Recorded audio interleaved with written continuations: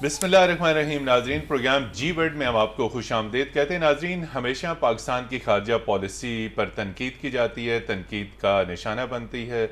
Parliament हो, civil society हो, academia हो और या सियासी वर्कर्स और पॉलिटिशियंस हों, हमेशा पाकिस्तान की खारजा पॉलिसी, पाकिस्तान के सफरा, दफ्तर खारजा, इसके ऊपर ना सिर्फ गहरी नज़र रखी जाती है बल्कि इसका क्रिटिकल एनालिसिस भी किया जाता है।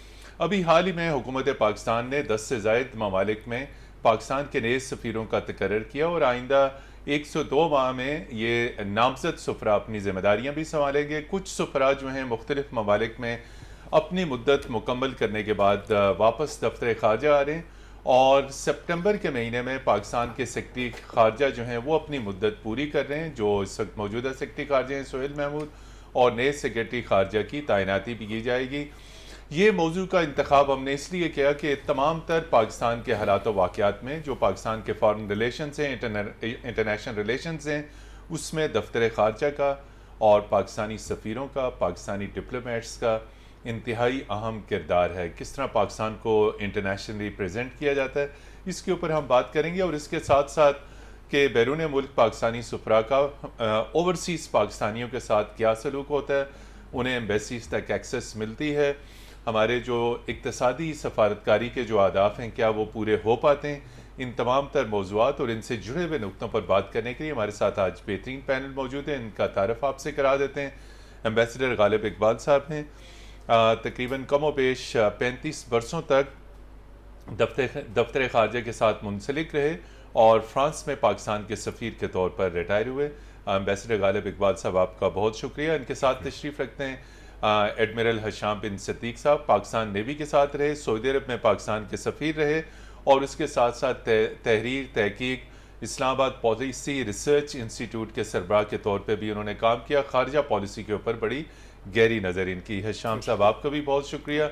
और स्काइप के ज़रिए हमें ज्वाइन किया है इंतहाई सीनियर सियासतदान और बहुत क्रिटिकल एनालिसिस मुख्तलिफ पॉलिसीज़ का करने वाले सेनेटर अनवर बेग साहब। सेनेटर अनवर बेग साहब, आपका भी बहुत शुक्रिया।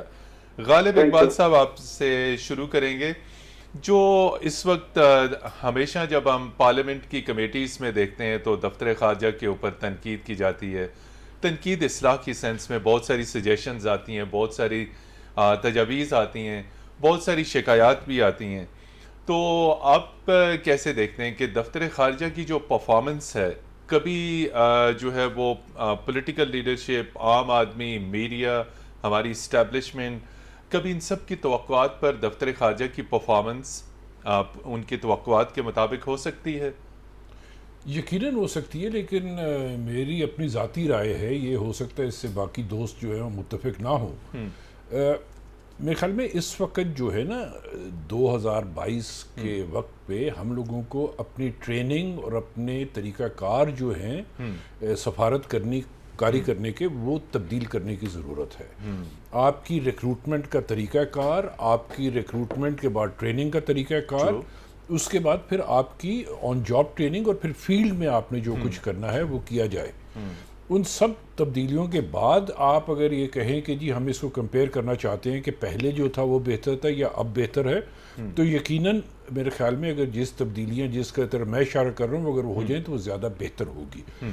वज़ारत ख़ारजा की परफॉर्मेंस के हवाले से आपका जो सवाल था जी, जो बहुत ढका छुपा सवाल था और आपने खुल के बात भी नहीं की, लेकिन मैं आपको ये बताऊं कि डिस्पाइट रिसोर्स कंस्ट्रेंट्स वो कोशिश यही होती है तमाम सफारत खानों की कि बेहतर से बेहतर परफॉर्म कर सके, और उसमें कभी कमी बेशी रह जाती है, डेफिनेटली रह जाती है। लेकिन प्रोग्राम में आगे चल के भी हम इस मौजू के ऊपर बात तो करेंगे, तो उसमें शायद मैं ऐड भी कुछ कर लूँ। लेकिन हम लोगों को जो एक चीज़ देखनी है वो ये देखनी है कि क्या हम लोग जो इस वक्त एडमिनिस्ट्रेटिव सेटअप के ज़रिए सफारत खानों से वो अहदाफ हासिल करना चाह रहे हैं कि जिसकी वजह से मुल्क को फ़वायद हासिल हो, क्या वो पॉसिबल है या नहीं है। अगर नहीं है तो हम लोगों को फिर एडमिनिस्ट्रेटिव तब्दीलियां लाने की कुछ भी इस्लाहात ज़रूरत है। लानी होंगी। हाँ, आप उसके बगैर आपकी परफॉर्मेंस जो है उस लेवल पे नहीं आ सकती जिस लेवल पे कि आप और मैं सोचते हैं, या एक पाकिस्तानी सोचता है कि हमें इस तरह परफॉर्मेंस चाहिए सफारत खानों से, वजारत खारजा से। वो वहाँ तक लाने के लिए आपको ये सब कुछ करने की ज़रूरत होगी। एडमिरल हिशाम बिन सदीक साहब, ये बात सही है कि वसाइल की कमी है, चूँकि हमेशा ये कहा जाता है कि दफ्तर खारजा और उसके बैरून मुल्क जहाँ तैनात मुख्तलिफ ममालिक में जो सफरा हैं, जो उनकी रेजिडेंसीज हैं, वहाँ पे जो वसाइल हैं, वसाइल की बहुतात है, अनलिमिटेड रिसोर्सेज हैं। तो ये तमाम तर चीज़ें जो जिस नुक्ते की तरफ गालिब इकबाल साहब ने तवज्जो दिलाई कि वसाइल की कमी है, तो आप समझते हैं कि ड्यू टू रिसोर्स कंस्ट्रेंट या वसाइल की कमी के बायस हम अपनी फॉरेन पॉलिसी के जो टारगेट्स हैं उनको एग्जीक्यूट करने में वहाँ पे मुश्किलात पेश आती हैं ओवरऑल? चूँकि सऊदी अरब में आप पाकिस्तान के सफ़ीर रहे और सऊदी अरब हमेशा पाकिस्तान के लिए इंतहाई अहम है, बड़ी तादाद में पाकिस्तानी कम्यूनिटी भी है वहाँ पे, और कम्युनिटी के हवाले से बहुत सारी शिकायत भी आती हैं। जी बहुत शुक्रिया मुझे इनवाइट करने का। सबसे पहले तो एक डिस्क्लेमर कि my experience with respect to active diplomacy is very limited, जी so mine is should be taken as an outsider's view. But चूँकि आपने सवाल किया है तो मैं ये समझता हूँ कि देखिए हमारे जो नेशनल स्ट्रेटेजिक इंटरेस्ट हैं वहाँ से फ़्लो करती है आपकी पॉलिसी डायरेक्शंस। तो फॉरेन ऑफिस एक मंबा है कि एक पॉलिसी डायरेक्शन सेट करे ट्रू, और उसकी एग्जीक्यूशन एंड पे जो उसका जो स्ट्रेटेजिक प्लान है उसके एग्जीक्यूशन एंड पे हैं सफ़ीर और हमारे सफारत खाने, उन्हें उसको एग्जीक्यूट करना है, इम्प्लीमेंटेशन उससे डायरेक्शन और स्ट्रेटेजिक ऑब्जेक्टिव्स वो फॉरेन ऑफिस से आने हैं। मैं ये समझता हूँ कि आजकल के ज़माने में जहाँ सॉफ्ट पावर की इतनी अहमियत है, तो हमें स्टार्ट करना चाहिए कि हम एक जिस तरह हमारा एक मिलिट्री डिटरेंस है, इसी तरह हमारा एक डिप्लोमेटिक डिटरेंस भी होना चाहिए, क्योंकि आपके जो diplomatic failures could be as detrimental to national interest equivalent to what could be खारजा पॉलिसी तो बहुत अहम चीज़ है, बिल्कुल, because that is the first line of the defence.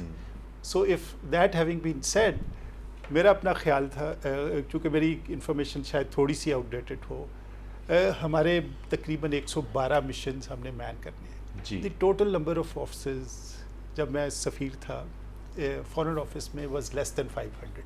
जी अभी भी वही तादाद है, बिल्कुल आप सही कह रहे हैं, less than 500 is the Pakistan's diplomatic strength. बिल्कुल। तो जब आपने एक सर्विस, एक डिप्लोमेटिक सर्विस प्रोड्यूस करनी है towards the advancement of national interest और या नेशनल सिक्योरिटी के एंड्स को मीट करने के लिए, तो वो जो एक classic ends ways and means, तो जब तक आप मीन्स प्रोवाइड नहीं करेंगे, जितने मीन्स प्रोवाइड करते हैं उसके प्रोपोर्शनल आपके जो है वो एंड्स निकलेंगे। अनवर बेग साहब, बतौर पॉलिटिशियन और बतौर मेंबर पार्लियामेंट आपकी भी एक ओवरसाइट थी दफ्तर खारजा के ऊपर पॉलिटिकली, और जब आप पाकिस्तान पीपल्स पार्टी के साथ थे तो पीपल्स पार्टी की जो डिप्लोमेटिक कमेटी थी उसके आप सरबराह थे। आपके गैर मुल्की सफ़ीरों के साथ बहुत इंटरेक्शन रहा और शहीद मोहतरमा बेनज़ीर भुट्टो की हिदायत पर आप वक्तन फ़क्तन डिप्लोमेटिक इंटरेक्शंस करते रहे। आप कैसे देखते हैं पाकिस्तानी सफ़रा का जो पैटर्न ऑफ वर्किंग और जो गैर मुल्की एम्बेसडर्स हैं, और फिर उसके बाद किस तरीके से वो टारगेट्स अपने अचीव करते हैं जो फॉरेन एम्बेसडर्स जो पाकिस्तान के अंदर होते हैं, और फिर आपको बैरून मुल्क ट्रेवल का भी मौका मिला, आपने पाकिस्तानी सफ़रा की भी परफॉर्मेंस देखी, तो ज़रा कुछ इस हवाले से बताइए, चूँकि आपकी बड़ी स्ट्रॉन्ग इंटरेक्शन रही है पाकिस्तान में गैर मुल्की सफ़रा के साथ, उनका विजन, उनकी वर्किंग, उनका नॉलेज, उनकी अपने मुल्क के साथ कमिटमेंट। जी जो जितने डिप्लोमेटिक कोर पाकिस्तान में, उनकी तो क्या बात हम करें, वो तो छोड़ें, उसमें तो हमें इतना इंटरेस्ट नहीं है। जो मेन एम्बेसीज हैं यहाँ पे, they are all well versed with Pakistani politics और पाकिस्तानी स्टेट ऑफ अफेयर्स। तो मेरा जो कंसर्न है वो हमारी फॉरेन मिशन में है जो बाहर के मुल्कों में। इन particular I will just initially narrow down the discussion to the GCC countries, gulf countries में जो पाकिस्तानी सफारतखाने हैं। दुनिया में आजकल इकोनॉमिक वॉर है, यानी जो भी इकोनॉमिक के अंदर आप तरक्की करेगा, ही कंट्रोल्स द वर्ल्ड। जैसे आपको पता है चाइना और अमेरिका का एक ट्रेड वॉर चल रहा है, रशिया भी बीच में इन्वॉल्व हो गया है। तो what I am trying to tell you is this, हमारे इंटरेस्ट क्या है? मेरा इंटरेस्ट ये है पाकिस्तान का कि ये जीसीसी से हमारे वहाँ पे वर्कर्स काम करते हैं। एडमिरल साहब should correct me if I am wrong anywhere, और ये एम्बेसडर भी रहे सऊदी अरेबिया में और मिडिल ईस्ट के अंदर और जीसीसी में सबसे ज्यादा हमारी होम रेमिटेंसेस जो वो वहीं से आ रही हैं, बिल्कुल करीब हो गई हैं, वो सबसे ज्यादा majority money is coming from Saudi Arabia. अच्छा, अब कहने का मकसद ये है कि हमारे जो एम्बेसडर्स वहाँ जाते हैं ये जीसीसी में इन पर्टिकुलर, दूसरी कंट्रीज पे तो हम बाद में आते हैं, उनको कोई आइडिया नहीं होता जो वो जाते हैं यहाँ से कि ये हमारा जो home remittance today it is I think more important then your commodity export, कि ये कारोबार कैसे होता है, कैसे चलता है, कौन करता है। तो इन लोगों को जो डिप्लोमेट्स हमारे एम्बेसडर्स जाते हैं, इनको कोई यहाँ पे ब्रीफिंग नहीं दी जाती, कोई यहाँ पे एचआरडी मिनिस्ट्री में वो 10-15 दिन लगाते नहीं है। वो जो ये लोग इस कारोबार में इन्वॉल्व है पाकिस्तान में, उनसे मुलाकातें नहीं करते। उनके साथ तो एक 3 महीने का सेशन होना चाहिए, so that the man who is going he should be well versed with what the problems are. जी नाज़रीन, यहाँ पर हम लेते हैं एक ब्रेक, और ब्रेक के बाद जब हम वापस आएंगे तो गालिब इकबाल साहब से पूछेंगे दफ्तर ख़ारजा की जो कौंसलर सर्विसेज हैं उनमें बेहतरी कैसे लाई जा सकती है। हमारे साथ रहिएगा।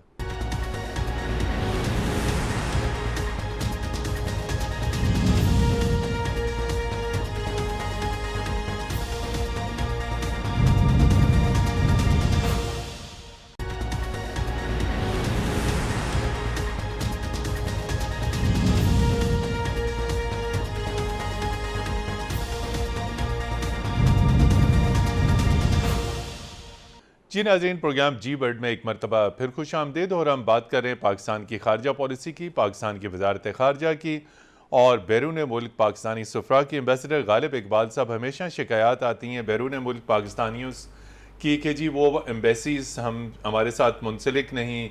तो ये सारे जो मामलात हैं ये कौंसलर सर्विसेज के तहत आते हैं।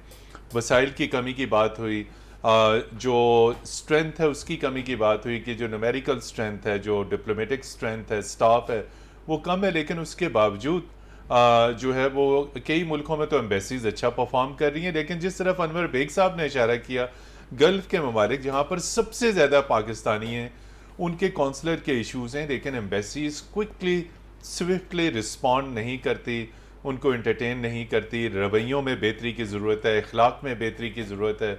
अगरचे कि उस तरफ आपने इशारा किया कि ये जो नुक्ता है इसमें तरबियत की कमी है। तो कौंसलर सर्विसेज में बेहतरी कैसे लाई जा सकती है? सबसे वीक लिंक हमारा सफारतकारी में कौंसलर सर्विसेज है। आपके 95% सफारत खाने जो हैं वो अपने ही नेशनल्स को इस तरीके से ट्रीट करते हैं कि अगर मुझे कभी जाना पड़े किसी सफारत खाने में काम कराने तो मुझे गुस्सा भी चढ़ेगा और शर्मिंदगी भी होगी, इरिटेशन होगी आपको, यार ये तो मेरी अपनी एम्बेसी है। बिल्कुल, क्योंकि वो उसमें वो तरबियत का जो तरीका कार है जी, it's a very commercial based department of any embassy. उसको आपने कमर्शियल तरीके से चलाना है। आप ये नहीं कर सकते, पाकिस्तान को प्रेजेंट करना है, मार्केटिंग करनी है। जो एक शख्स को आपने जो काम करवाने हैं लोगों ने, उनको ये मुश्किल नहीं होनी चाहिए। तो आप जितने भी सफारत खाने देख लें, वहाँ एक छोटा सा काम कराने के लिए सिफारिशें हो रही होती हैं। हमें कनेक्शन, आपको बाहर भी कनेक्शन चाहिए जी। हर चीज़ का एक तरीका कार है। अब मैं इसमें मैं ये नहीं कहूँगा कि मैंने क्या किया और उन्होंने क्या किया, मैं सिर्फ आपको एक जनरल ओवरऑल पिक्चर बता रहा हूँ कि ये जो सेक्टर है हमारी सफारतकारी का, ये बहुत ही कमज़ोर है। यहाँ ना तरबियत है हमारे पास लोगों को, और हर आदमी वहाँ, आप क्लरिकल स्टाफ को बिठाया होता है आपने, और वो जो स्टाफ होता है वो हैंडल नहीं कर सकता। हैंडल कर सकते हैं, लेकिन जैसे सेनेटर साहब ने कहा कि करप्शन का लेवल बढ़ जाता है।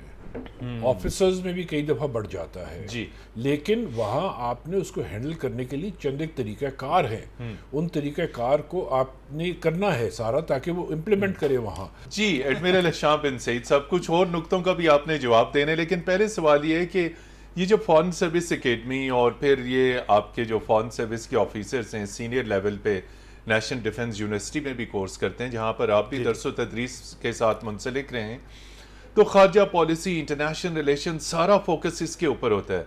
इसके ऊपर क्यों नहीं फोकस किया जाता जिस तरफ गालिब साहब ने इशारा किया है कि अपने पाकिस्तानियों को सर्व कैसे करना है, यानी कौंसलर सर्विसेज के लिए हमारे डिप्लोमेट्स की तरबियत नहीं होती, और पर्टिकुलरली सऊदी अरबिया के हवाले से एज ए केस स्टडी आप उस हवाले से भी कुछ चीज़ें शेयर कीजिएगा कि आया मसला यही है, तरबियत की कमी है, लैक ऑफ कमिटमेंट है, या कोई और इश्यूज़ हैं?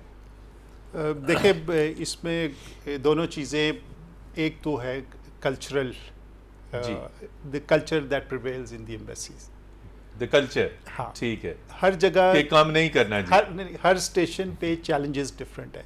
ठीक, कुछ जगहों पे कम्युनिटी वर्क ज़्यादा है, कुछ जगहों पे पॉलिटिकल वर्क ज़्यादा है, कुछ जगहों पे ट्रेड रिलेटेड काम जो है वो ज़्यादा है।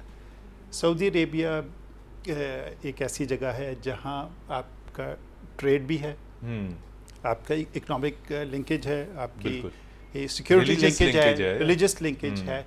सो तो मैं पहले कैपेसिटी पे Saudi Arabia as example use करते हुए जी, टर्की के तकरीबन 3 बिलियन से ज़्यादा डायस्पोरा है जर्मनी में, टर्की का वहाँ बहुत ह्यूज कम्युनिटी, वहाँ उनके 14 काउंसलेट्स हैं।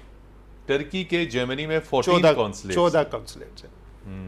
पाकिस्तान के diaspora at the peak was 2.7 billion in Saudi Arabia, Abha से लेकर और दमाम और अल-खुबर हज़ारों किलोमीटर दूर।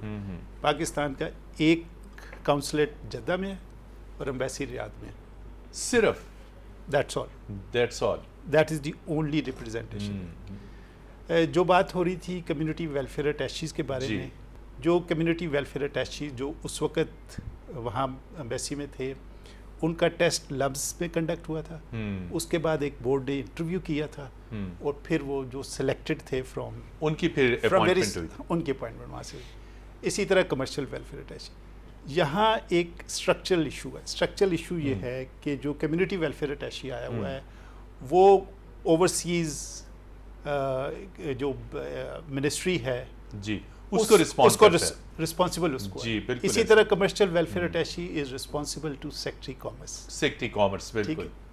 तो ये लोग शायद एडमिनिस्ट्रेटिव स्किल में तो ठीक हों, लेकिन डिप्लोमेटिक स्किल में बिल्कुल जो है वो नाबलद होते हैं। जी अनवर बेग साहब, जिन प्रॉब्लम्स की तरफ एडमिरल हिशाम साहब ने रोशनी डाली, आप इससे इत्तफाक करते हैं कि हमारे कैपेसिटी के इश्यूज़ हैं, फिर हर लेवल के ऊपर एक स्पेशलाइज्ड सर्विस होनी चाहिए, जो वेलफेयर अताशीज़ जाते हैं उनकी तरबियत की कमी है, फिर इकनॉमिक डिप्लोमेसी के मसाइल हैं, एक्सपोर्ट की तरफ इन्होंने इशारा किया कि हमारी एक्सपोर्ट से ख़ास हद से आगे नहीं बढ़ सकती, बल्कि जो पाकिस्तान से और छोटे ममालिक हैं उनकी सऊदी अरबिया को बरामदात जो हैं वो इस वक्त अरबों डॉलर की हैं।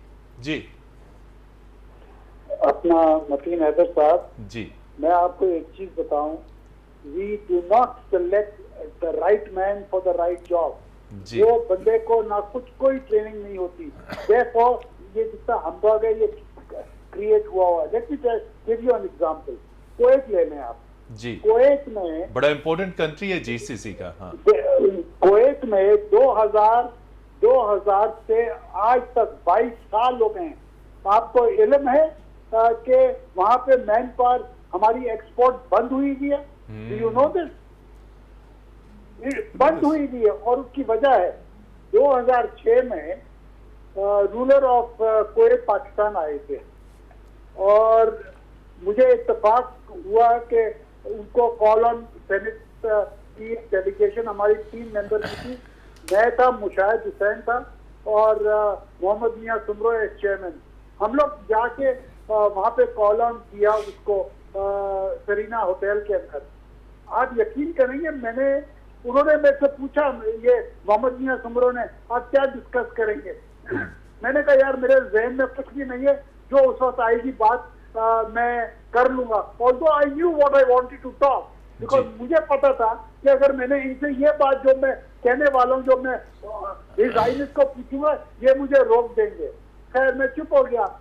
जब हम वहां गए तो मैंने हाइनेस को डायरेक्टली पूछा, मैंने कहा your highness for the last 6 years, ये 2006 की बात है, 2000 के अंदर ये बैन लगा था। मैंने कहा कि आप लोगों ने हमारी वर्क फोर्स पे बैन लगाया हुआ है। I do not know the reason, your excellency can we know what's the problem so that we can rectify it.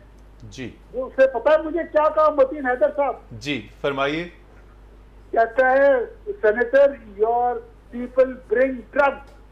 My goodness, आपके लोग मंशियात लाते हैं। हाँ मेरी बात सुने आप।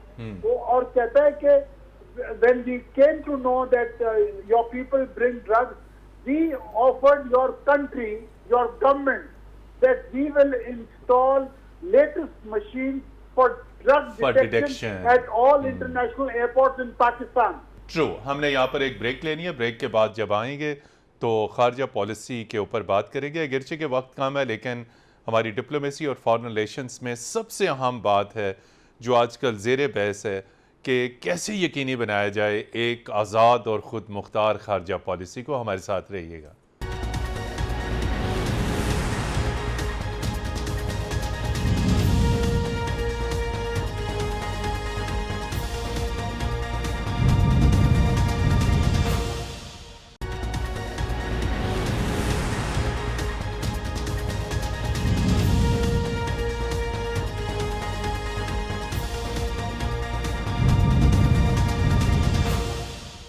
जी नाज़रीन, प्रोग्राम जी वर्ल्ड में एक मरतबा फिर खुश आमदीद। और प्रोग्राम के आखिरी हिस्से में बात करेंगे कि पोलिटिकल लेवल पर मुख्तलिफ पॉलिटिशियंस, मुख्तलिफ पोलिटिकल पार्टीज़ हमेशा ये कहती आई हैं कि पाकिस्तान की खारजा पॉलिसी आज़ाद नहीं है, इसको हमने आज़ाद बनाना है। एम्बेसडर गालिब इकबाल साहब, हमारी खारजा पॉलिसी आखिर क्यों हमेशा दबाव का शिकार रहती है? आप फ्रांस में एम्बेसडर रहे जो P5 कंट्रीज़ का एक अहम रुकन है, तो ये वाकई होता है कि जहाँ से टेलीफोन कॉल आ जाए हम अपनी खारजा पॉलिसी पे फैसले उसी तरह चेंज कर दें, चाहे वो रियाद से आ जाए, चाहे वाशिंगटन से आ जाए, चाहे बीजिंग से आ जाए।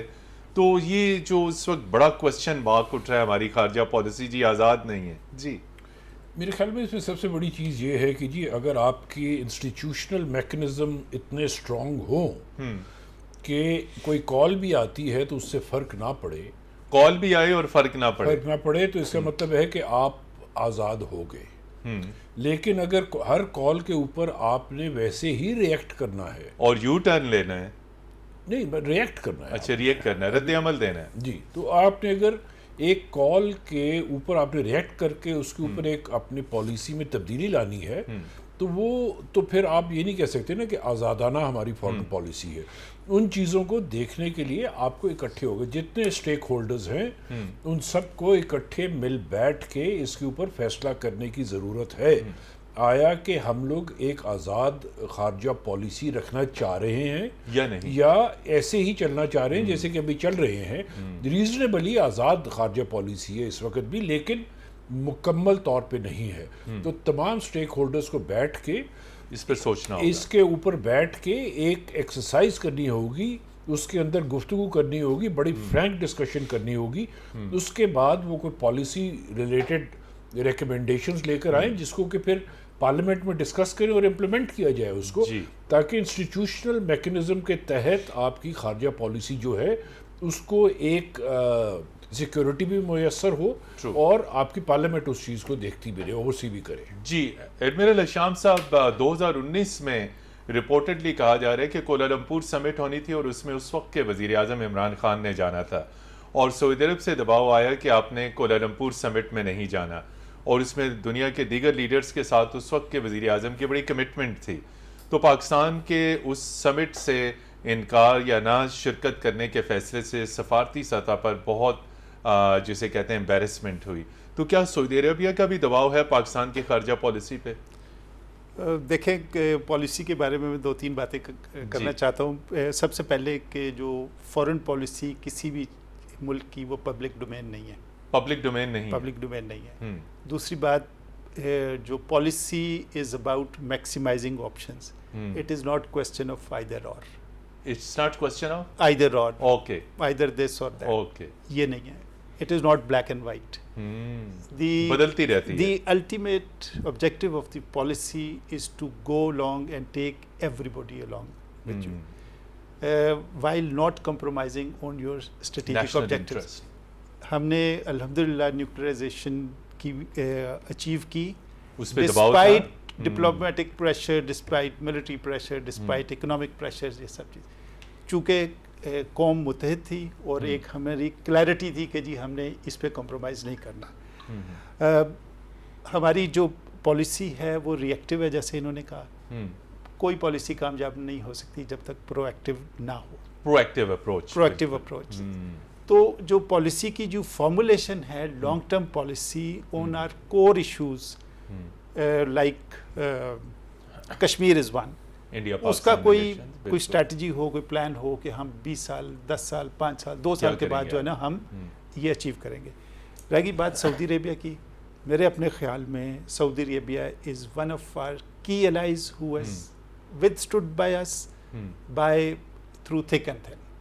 तो कुछ हमारे स्ट्रेटेजिक पार्टनर्स हैं, Saudi Arabia being one. Saudi Arabia के ताल्लुकात बहुत सारे उन ममालिक के साथ भी हैं जहां हमारे पाकिस्तान के भी हैं और पाकिस्तान के अच्छे ताल्लुकात नहीं भी हैं। तो you take your friends the way they are जी, एज लॉन्ग एज वो हमारे कोर नेशनल इंटरेस्ट के लिए, हमारे लिए वो हमारे लिए मददगार साबित हो रहे हैं। और मेरे ख्याल में कि सऊदी अरेबिया एक ऐसा मुल्क है जिसको, क्योंकि इस सऊदी अरेबिया से अच्छे ताल्लुकात reflects popular aspiration of people of Pakistan. जी अनवर बेग साहब, आप तो मेंबर पार्लियामेंट भी रहे और बड़ी मेन स्ट्रीम पॉलिटिकल पार्टीज में भी रहे। खारजा पॉलिसी क्यों हमारी सबजुगेटेड हो जाती है, महकूम हो जाती है? जी उसकी वजह ये है जी, उसकी वजह ये है कि you are not economically strong, you are beggars. And beggars, जैसे शहबाज शरीफ ने कहा था कि आर नॉट चूजर्स। जी भाईजान, आप लोगों के आगे भीख मांगते हैं तो आपकी कौन सी फॉरेन पॉलिसी खड़ी रहेगी? वो डिक्टेशन दें ना दें, क्यों ना दें? क्योंकि Pakistan is at a very geographically इतनी अहम लोकेशन पे आपने, अल्लाह ताला ने आपको रखा है कि दे नीड यू, और उन्होंने आपको स्क्वीज किया हुआ है। आप $1 बिलियन के लिए आप भीख मांग रहे हैं आज 2 महीने से, कोई देने के लिए तैयार नहीं है। 1 बिलियन, व्हाट इज 1 बिलियन यार? It is peanuts. आपके जब हालात ही ऐसे हैं, जब तक आप इकोनॉमिकली स्ट्रांग नहीं होगी, there will be no independent foreign policy. India को देखें आप, ईरान से सैंक्शंस लगे हुए थे, उन्होंने तेल ईरान से लिया और उन्होंने, अमेरिका ने रौला डाला, उन्होंने पोलाइटली कहा get lost, that's our job. Russia से उन्होंने अपना काम कर रहे हैं।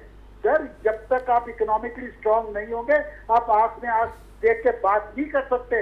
और अगर आप 1-1 बिलियन के पीछे आप भीख मांगते रहेंगे, यूएई से, कुवैत से, सऊदी अरेबिया से, IMF से, वर्ल्ड बैंक से, एशियन डेवलपमेंट बैंक से, तो आपकी इज्जत करेगा कौन? आपकी 2 टके की इज्जत नहीं होगी। तो I think this nation has to build up economically. जब आप इकोनॉमिकली स्ट्रांग होंगे, फिर वो लीडरशिप जो भी होगी ऑफ दैट टाइम, वो आंखों में आंखें देख के इंटरनेशनल कम्युनिटी से बात करेगी। And until such time you will take dictation all the while, like we are taking dictation for the last 75 years. एक जुमले में सिर्फ बताइए, चूंकि आप बड़ी पॉलिटिकल पार्टीज में रहे, पॉलिटिशियंस के भी तो अपने इंटरेस्ट होते हैं, कभी वो वॉशिंगटन के साथ कॉम्प्रोमाइज कर जाते हैं इक़्तिदार को तूल देने के लिए। उसकी वजह ये है कि गॉड माफ कीजिएगा my language, I mean we have got a corrupt political leaders in the country over the last so many decades. जब तक ये सफाई नहीं होगी, कुछ नहीं होगा। हर आदमियों के पार प्रॉपर्टीज है, they have got billions and billions of dollars. इनको ये तौफीक नहीं होती कि भाई चलो पाकिस्तान के हालात इतने खराब है, हम $1 बिलियन के लिए भीख मांगते हैं, किसी थर्ड पार्टी के नाम पे पैसे भिजवा के काम चलाएं। नो, बस वक्त खत्म हो रहा है। ये बताइए, वक्त खत्म हो रहा है, ततहीर किसने करनी है फिर? सफाई किसने करनी है? कौन आएगा फिर? सर देखें, मुझे नहीं पता कौन आएगा। जो भी लीडरशिप हो, it should be sincere to the soil of Pakistan. जब तक सिंसियरिटी, लव नहीं होगी, कुछ नहीं होगा। अनफॉर्चुनेटली लूट लाट हुआ है। अभी आप गिव मी 1 मिनट, अभी आप देखें प्रेजेंट गवर्नमेंट के पास टका पैसा नहीं है, they are selling our national assets abroad. अरे भाई खबरें आ रही हैं, जी बिल्कुल आ रही हैं, ये जो आइंदा दौरा कतर है उसमें बहुत सारी, बिल्कुल ये अपना नेशनल असेंबली से पास करा लिया कि कोई क्वेश्चन आस्क होंगे कि किसको बेचा, क्यों बेचा, किस दाम पे बेचा। अरे ये कोई तरीका है? ये कोई बनाना रिपब्लिक है यार? 22 करोड़ आवाम की का मुल्क है ये। हमारे जो एसेट्स बने हुए हैं, for example Roosevelt hotel, script hotel है वहां पे पेरिस के अंदर, गालिब साहब को पता है। यानी it will go for a bloody song now, और ये इनके फ्रंट मैन लेंगे, आप देखते रहिएगा जी। वन सेंटेंस जी। शेयर ऑनेस्ट लीडरशिप नहीं आएगी, मुल्क सीधा कर नहीं होगा, बिल्कुल जी। एडमिरल साहब बिल्कुल देखें कि मैं जो है फॉरेन पॉलिसी के बारे में हमें प्रैग्मेटिक होना चाहिए, ठीक है, लेकिन Pakistan has enough power potential to pursue कि जो हमारे कोर इंटरेस्ट हैं उस पे हम कंप्रोमाइज ना करें जी। ये कंप्रोमाइज ना करें, ये पॉसिबल है कहीं? बिल्कुल पॉसिबल है जी। एम्बेसडर गालिब साहब, एक दो जो समझौता हमेशा दो लफ्जों में कहूंगा जी, इसीलिए 2 लफ्जों में चुके। Absolutely not, absolutely not. जी नाजरीन, एब्सोल्युटली नॉट। पाकिस्तान की आज़ाद और खुद मुख्तार खारजा पॉलिसी पाकिस्तान की मईशत के साथ जुड़ी है, पाकिस्तान के सियासी इस्तेहकाम के साथ जुड़ी हुई है, और जितना पाकिस्तान के अंदर पॉलिटिकल स्टेबिलिटी होगी, माशी इस्तेहकाम होगा, हमारी खारजा पॉलिसी उतनी ही स्ट्रॉन्ग होगी, हमारे फॉरेन रिलेशंस उतने ही मजबूत होंगे। और दूसरा, हमारे सफारतकार और सफ़ीरों के बारे में वहाँ पर एक जिसे कहते हैं मुसलसल एक तरबियत की ज़रूरत है, और तरबियत के साथ साथ हमें वजारत ख़ारजा के अंदर इस्लाहात लाने की ज़रूरत है, और इन इस्लाहात पर अमल दरामद किया जाए, तभी हमारी वजारत ख़ारजा तवक्कुआत पर पूरी उतर सकती है। एम्बेसडर गालिब इकबाल साहब, एडमिरल हशाम बिन सदीक साहब और हरदिल अजीज़ सेनेटर अनवर बेग साहब, आप तीनों हज़रात का बहुत शुक्रिया। प्रोग्राम जी वर्ल्ड की टीम को अगले इतवार तक के लिए इजाज़त दीजिए। खुदा हाफिज़।